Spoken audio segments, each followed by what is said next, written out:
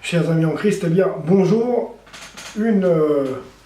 Un passage de la parole, donc à 1 Timothée 5, 6, donc les faux docteurs, l'amour des richesses, donc qui est un véritable piège pour tout chrétien et surtout pour tout le monde, pour les chrétiens avisés, pour les gens du monde. Les faux docteurs, l'amour des richesses, voilà.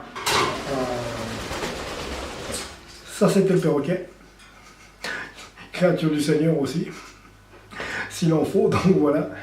Donc je disais à 1 Timothée 5,6, les faux docteurs, l'amour des richesses. Donc il est dit, si quelqu'un enseigne de fausses doctrines et ne s'attache pas aux saines paroles de notre Seigneur Jésus-Christ, et à la doctrine qui selon la piété, il est enflé d'orgueil, il ne sait rien, il a la maladie des questions oiseuses et des disputes, des mots, d'où naissent l'envie, les querelles, les calomnies, les mauvais soupçons, les vaines discussions d'hommes corrompus d'entendement.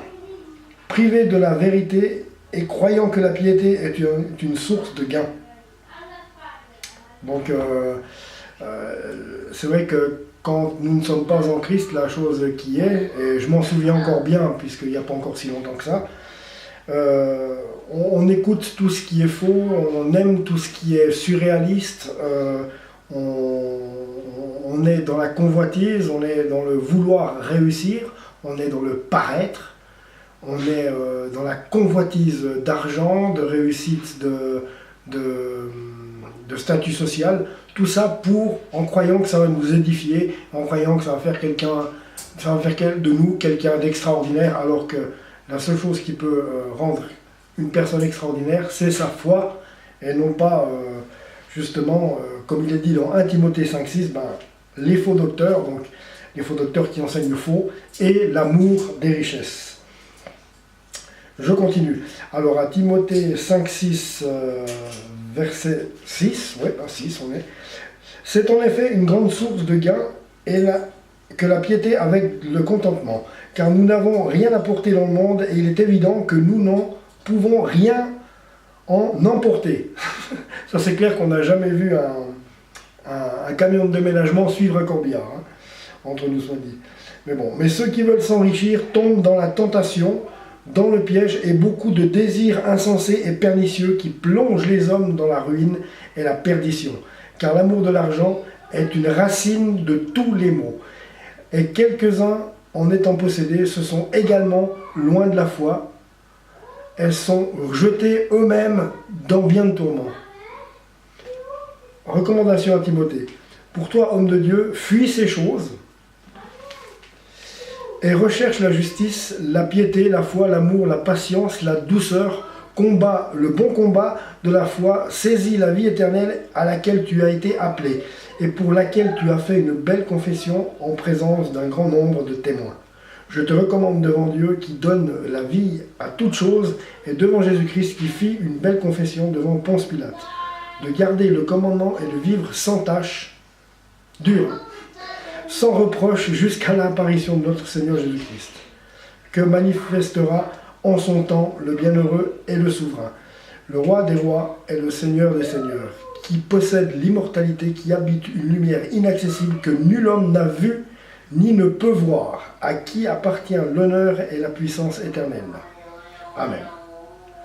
Recommande aux riches du présent siècle de ne pas être orgueilleux. C'est un peu dur. Et de ne pas mettre leur espérance dans les richesses. Bon, alors ça, c'est quelque chose que tout le monde fait malheureusement.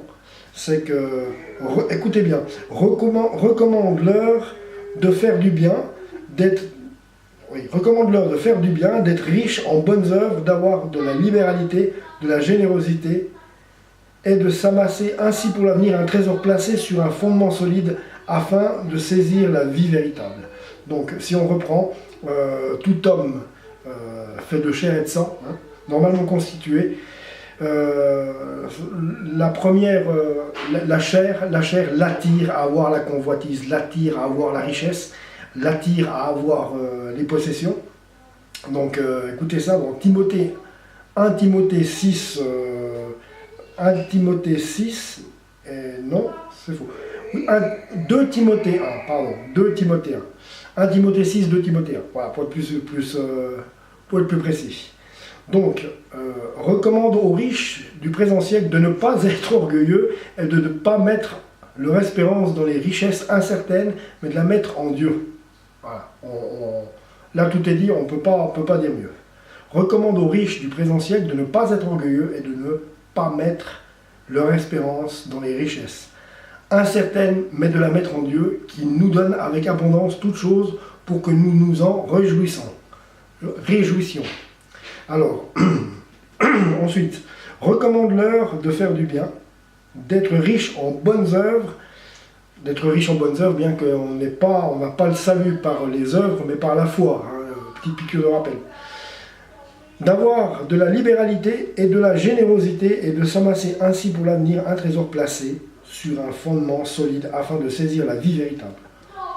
Ô Timothée, garde le dépôt en évitant les discours vains et profanes et les disputes de la fausse science dont font profession quelques-uns qui se sont détournés de la foi. Que la grâce soit avec vous et que Dieu vous bénisse. Donc voilà, c'était ce petit passage de la parole que je voulais vous lire. Donc 1 Timothée 5, 6, donc les faux docteurs, l'amour des richesses, et également 1 Timothée 6, 2 Timothée 1, recommandation à Timothée, donc, qui est aussi une belle recommandation pour nous tous, ça vous en conviendrez.